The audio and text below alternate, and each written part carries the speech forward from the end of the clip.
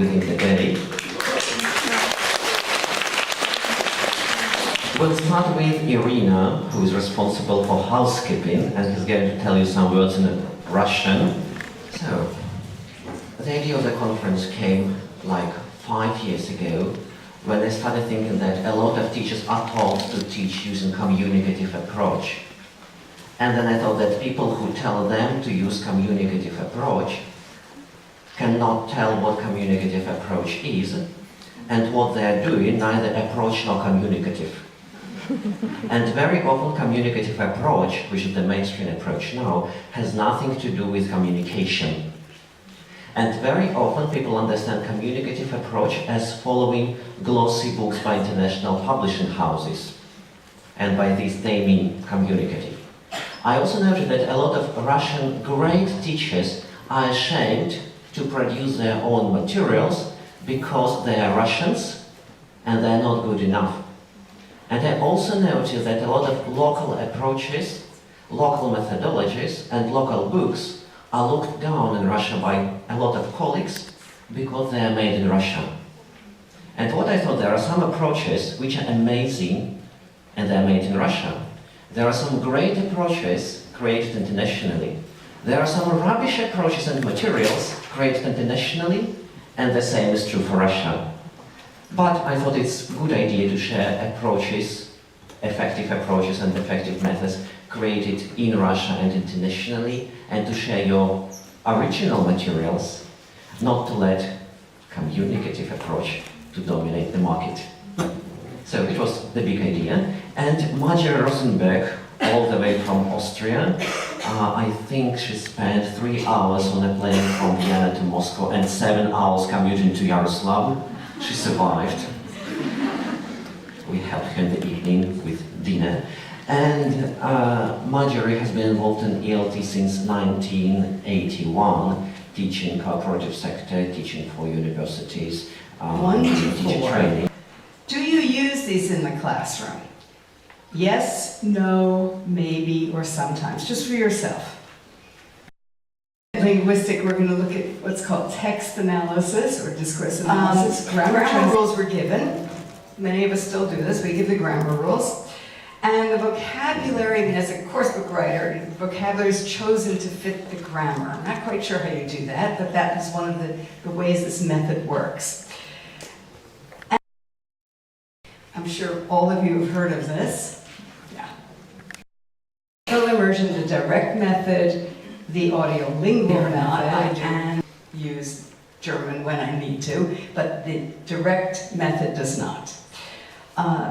It should be similar to learning the first language. Now, it's a question. Are adults the same as children?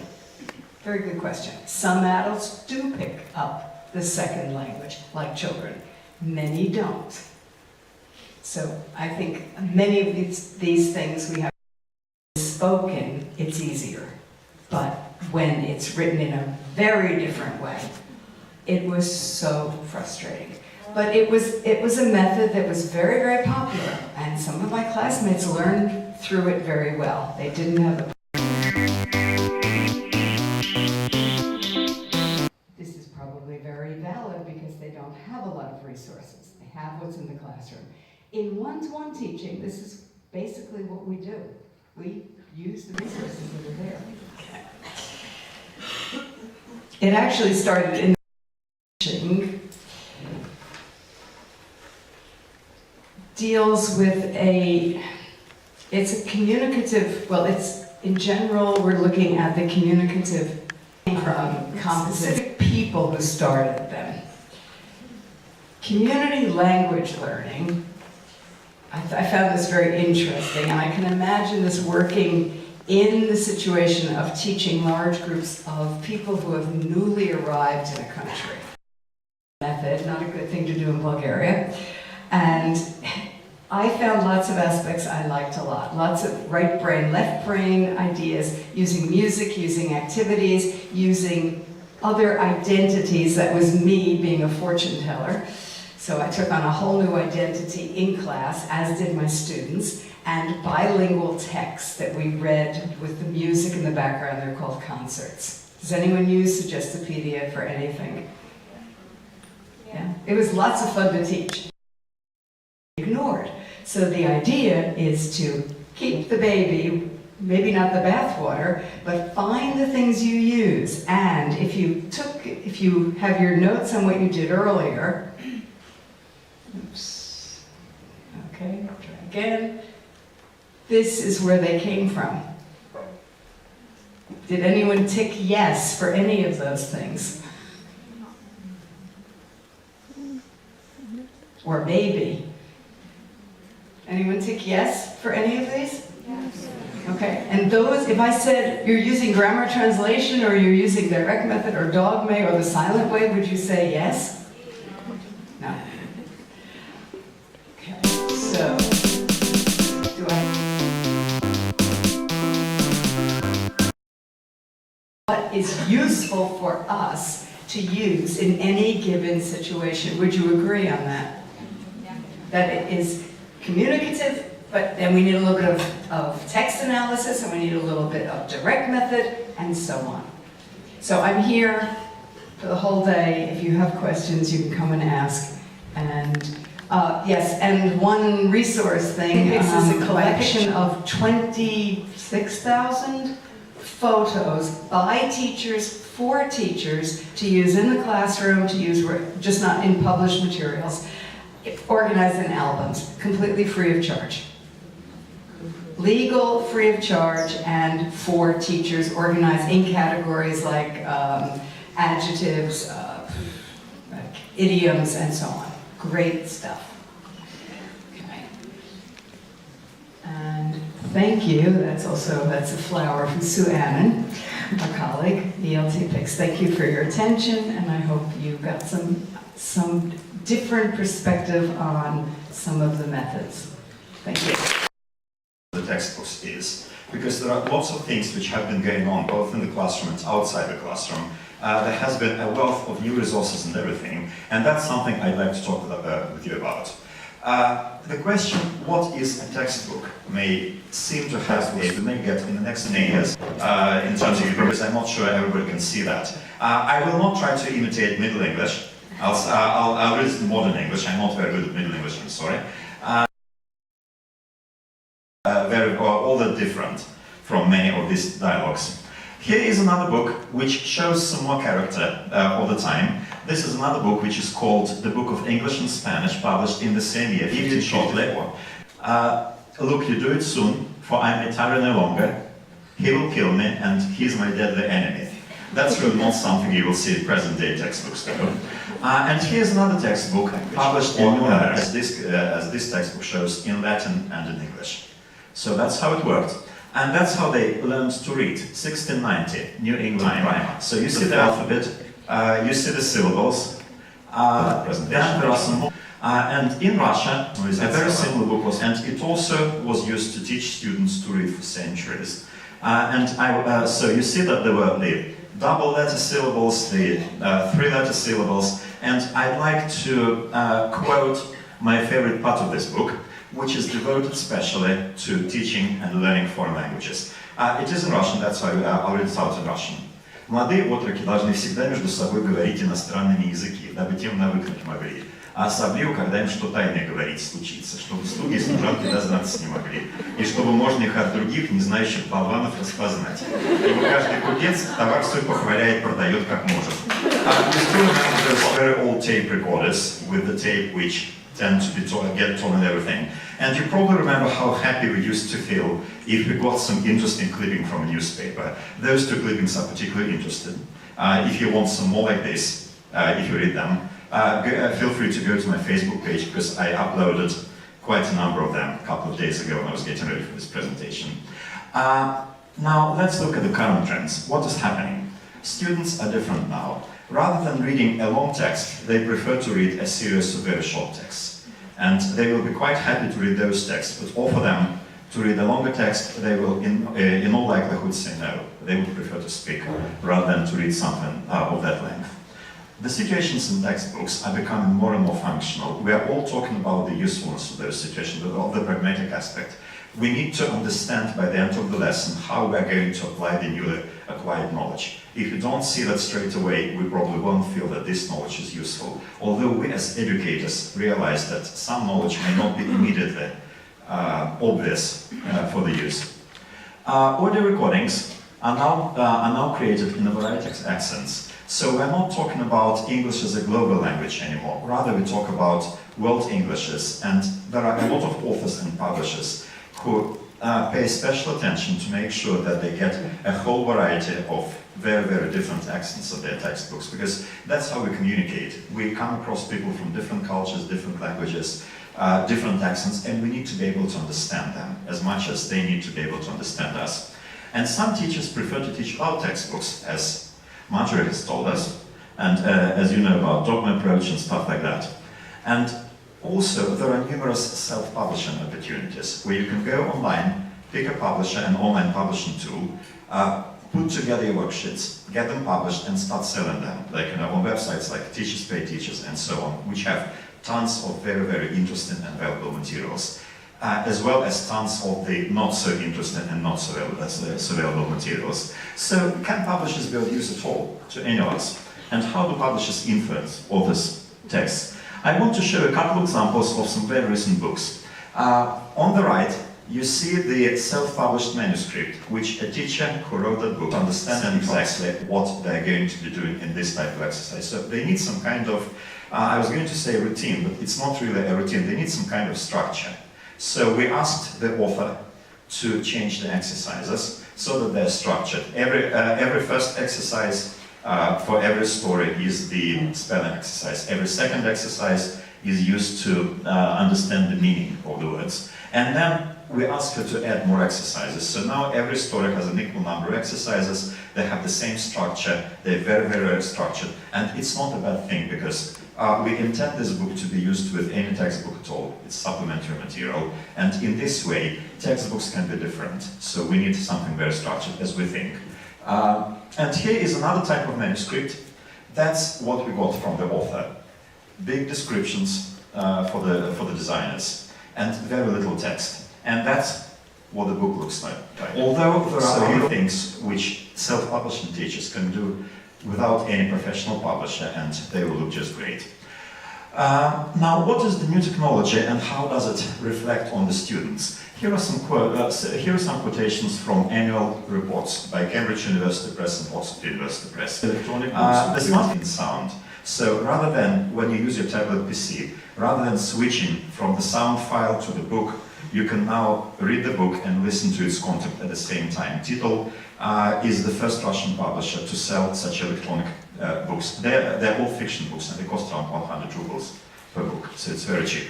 The very first publisher who made this technology is Italian. Mobile apps. We have plenty of different mobile apps, all sorts of them. When I say we, I mean both teachers and publishers and mobile apps developers.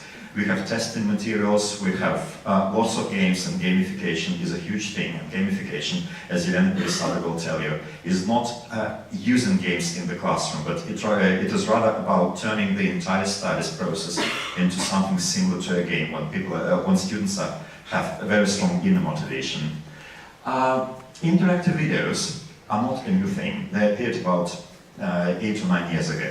But that's really interesting, because when you watch that video, the video stops itself automatically. It asks you a question, and you have to choose what you're going to do. And depending on the choice, the video is going to change. So basically, you become the director of the video, and you, as viewer, determine what's going to happen next and how it's going to happen. And you don't need a mobile app for it. You don't need a hypertext or anything.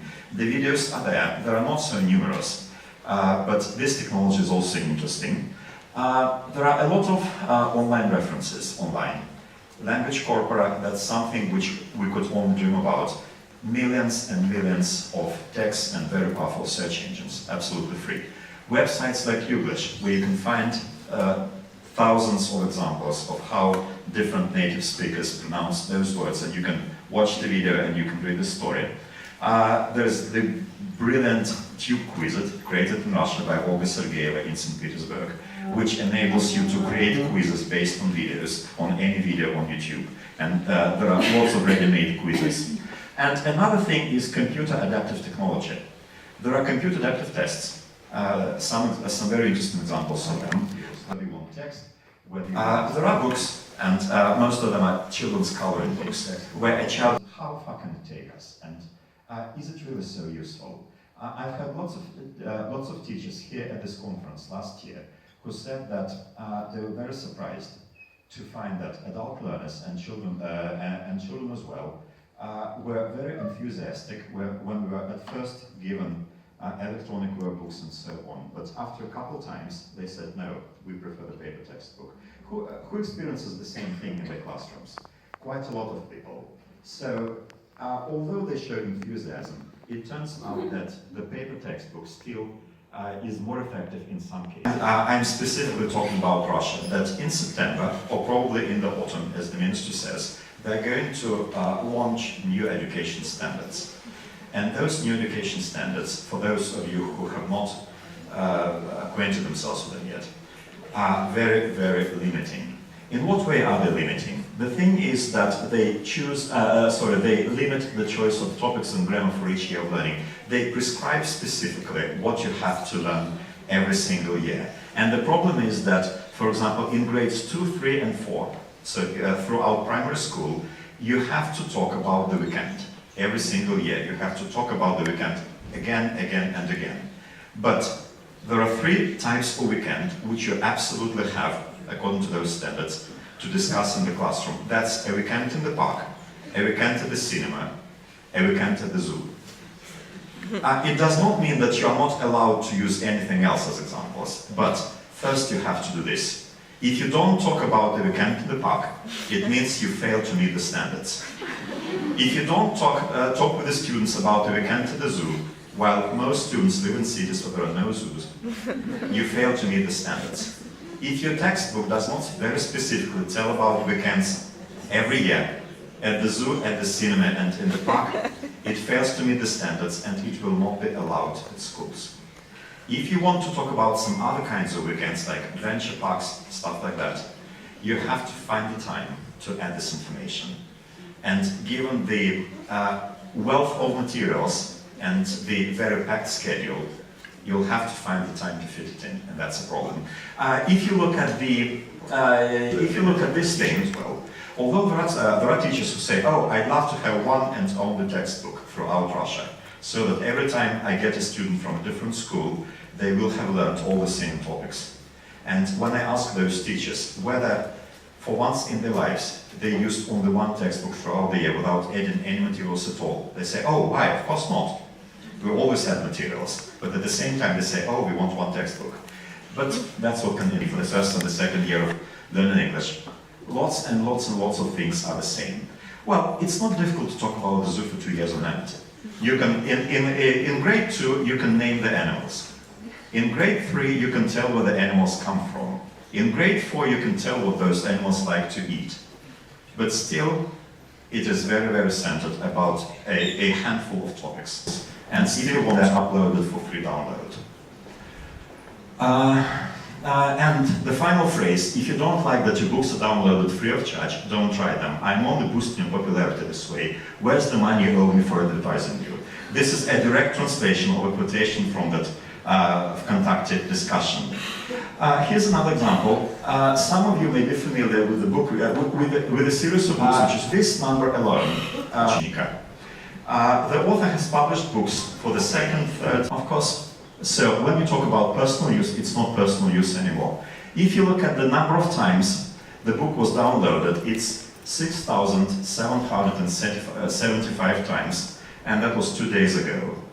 The authors are paid royalty, so every time the book is taken for free. As I said, textbooks will be still available in paper. We're still talking about the next 5 years. I cannot predict how the hardware is going to develop. And then I think the textbooks will have absolutely free audio supplements and probably a built-in sound to use. They're probably not very suitable for very young learners. And it was shared on Vkontakte, where they told a tragic story about a friend of hers, an author, whose books were pirated so often that the author committed suicide because she could not support her family any longer. There may be different reasons, we don't know the full story behind that. But what the problem is that I'd like you to take a look at some quotations and see how they influence the textbooks. These are real quotations. It enables me to take a look at those things and then to make a conscious choice whether I want to use them or whether I don't want to use them. And then I go and buy them anyway, or I don't buy them if I don't like them, which is all very well. But here are some things, what some teachers often say. They say education should be free. I had an online discussion recently with such a teacher who said, oh, education should be free. That's why it's okay if somebody buys a textbook, scans it and uploads it online. Because I already bought it and I promote free education. When I asked her how many free lessons she gives a week, for some reason she didn't reply. So I can only assume that she didn't give too many free lessons. I, as somebody who gives a lot of free webinars, as Mito stressed, know what it takes and how much time and energy it takes to prepare for those things. Now somebody says, I download only the expensive books that I cannot afford. The problem is that our practice shows that some of the cheaper books are the most frequently downloaded ones, unfortunately. I will show an example. So it's not a matter of being able to afford, it's rather a matter of being able to find them in bookshops or not being able to find them in bookshops. So that's rather a problem of bookshops, which add a lot of price to the original price of the textbook.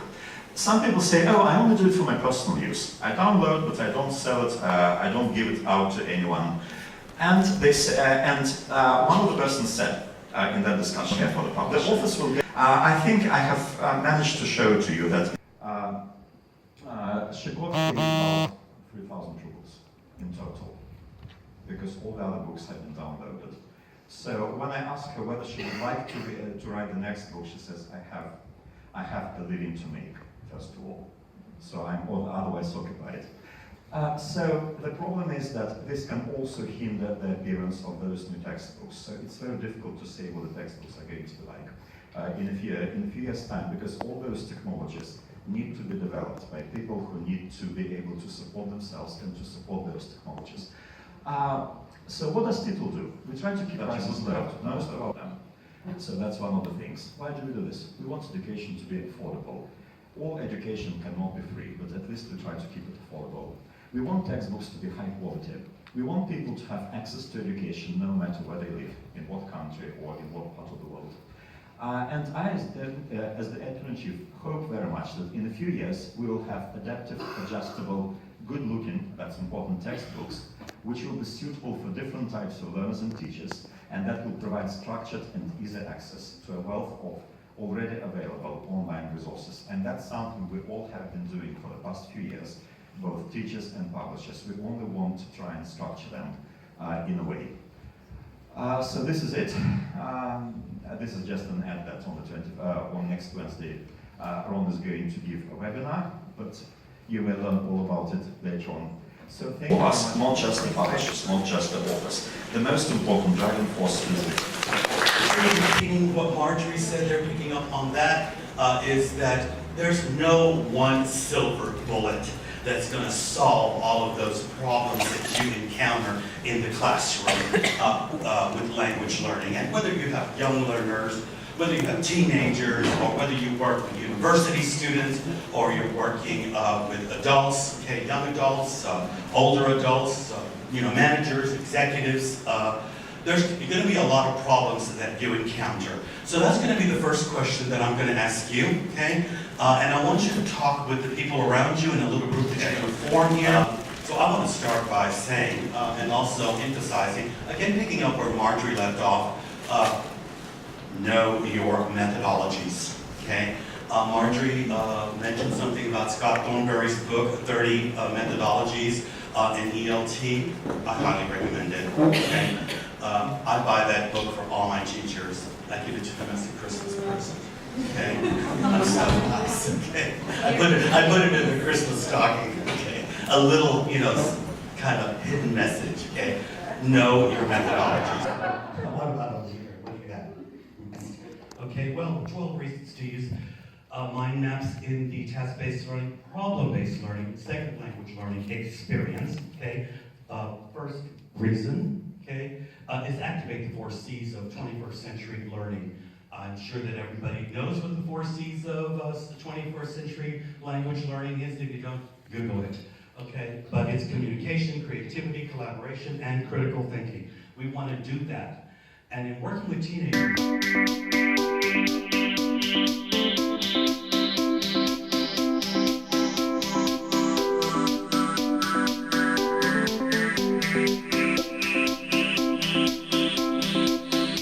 you to tell me, okay, now this is put into bubbles right here. This is one of my most popular.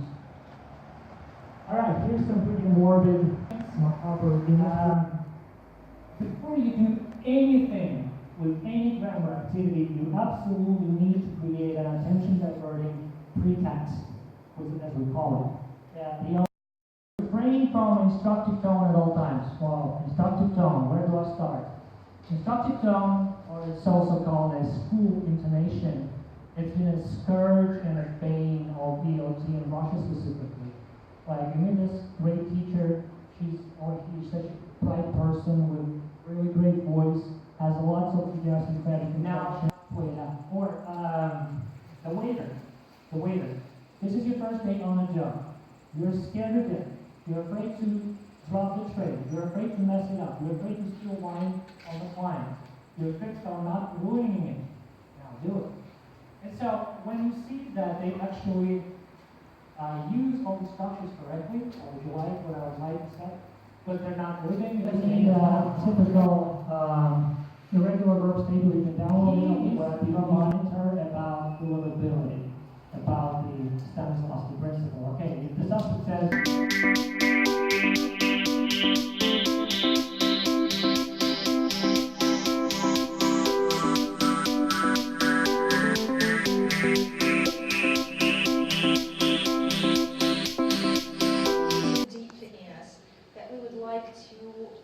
to speak about it, to describe it, to show it, and to share it. Well, having said that, we have been in Kitaigovsky method for years. It is really so. I am Something student upbeat. Something upbeat. Что-то неизбитое, да, помните, у нас избитая дорожка, а мы сейчас с ней все соступим, скажем, something upbeat.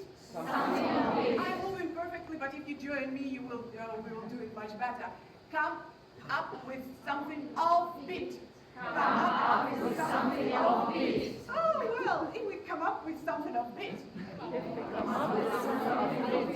people will surely take to it. People will surely take to it. Конечно, потянутся, они ответят. So sounds like a slogan, isn't it? Doesn't it, sorry? If we come up with something offbeat, people will surely take to it. People will surely take to it. We've got what it takes to succeed. We've got what it takes to succeed. So if we come up with what? Something and some Groundbreaking ideas. Yes, people will surely take to it. People will surely take to it. Take to it. Take to it. People will surely take to it. People will surely take to it. So, dear friends, are you ready to come up with something? Offbeat. Naturally, such a team of Professionals. Просто так, что ли, все? Has been chosen. Not again. Has been chosen not for nothing. We've got what it takes to succeed. What can spark everybody's interest? What Can spark everybody's interest. может зажечь всех? Spark everybody's interest. Spark everybody's interest. What can do it? What can do it? What can spark everybody? What can spark everybody? Daunting problems. Daunting problems. If we look around and oh, yeah, so daunting problems. Daunting problems. Do you want to hear about them? So people say Unexpected blends and and trends. they opt for unexpected blends and trends. Unexpected blends and trends. Unexpected blends and trends. Unexpected blends and trends. And when we are going to travel around our big country and maybe abroad, we will try to promote our channel, right? And we might even want to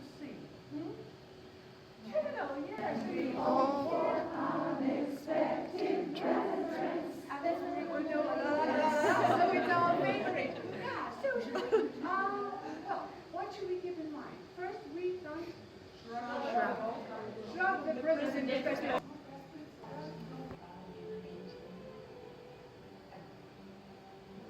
And you like Jim.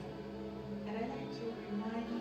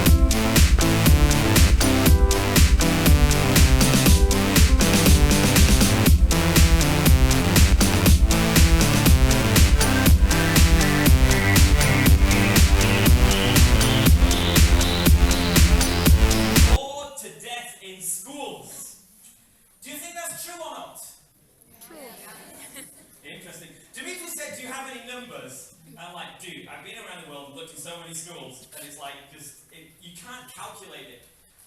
The amount of heroes. Sites like teachers pay teachers. You have 3 million items on there. 2 out of 3 teachers in the States use teachers pay teachers. Lots of teachers have ideas. So, I'm just going to Richard, you're too focused on millions of students. First time seeing me. Things in Cyprus and Spain and Russia. Russia's a really awesome place. And we got workshops in Italy. We do those by the pool, which is really good. We're in Slovakia and Poland, Germany. So in Africa, we put solar panels on the roofs of schools, and we go in and we get amazing results in Africa, in Korea, in China, in Cambodia. They have $100 laptops with our program on it. In Thailand, they have 800,000 kids got a tablet with my program on. Oh, this stuff in South America, I run newspapers and magazines. I did a TEDx talk, and who cares? It doesn't matter how good your materials are. It doesn't matter how good a teacher you are. It doesn't matter how good your ideas are if no one has heard of you. So it's got to be awesome. You've got to be awesome, yeah? And definitely, check with the academics to make sure you're not making mistakes, In the beginning, we made lots of mistakes, and we realized, whoops, we shouldn't be doing that. Idea. We check. Everyone wants to hear about it.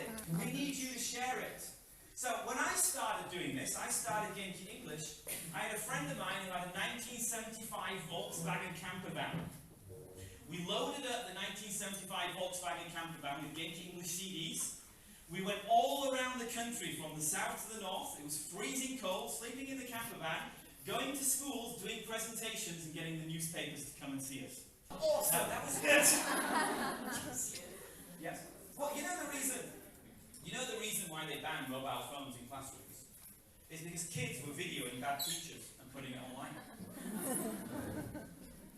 I just want to ask before we start, how many of you want to be a rock star and change the world? But you've got all these different options open to you. You've got WordPress, you've blogging, you've YouTube, you've Facebook, Instagram. That makes sense? Yes or no? Yes. Very good. And the second one is buddy mine.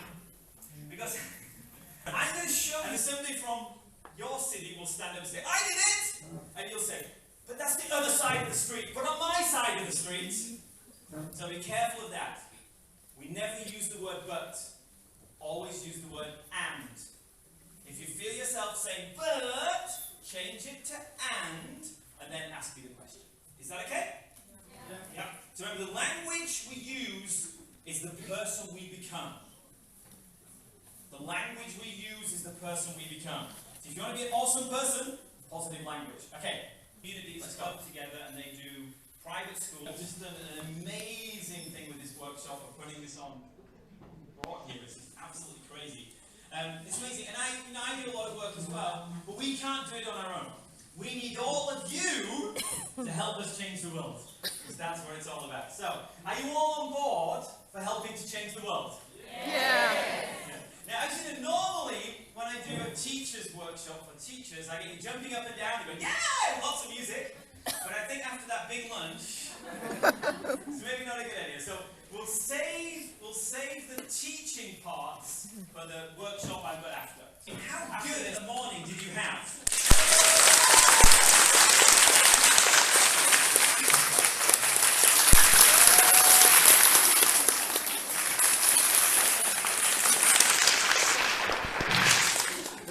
Learning Russian. And there, my classes were entirely academic. It was, here's some verbs, here's some nouns, here's some grammar, fill in charts.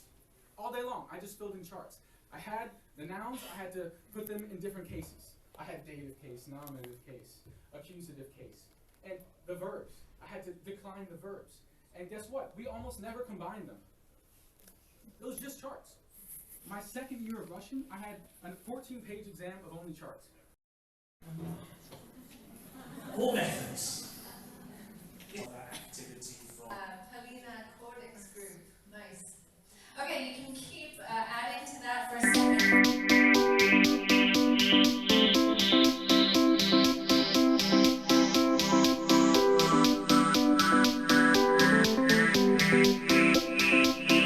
Yaroslavl под основой в 1010-м, вы чувствуете, какая дата приближается? 1010, 1010. Город был основан в 1010 году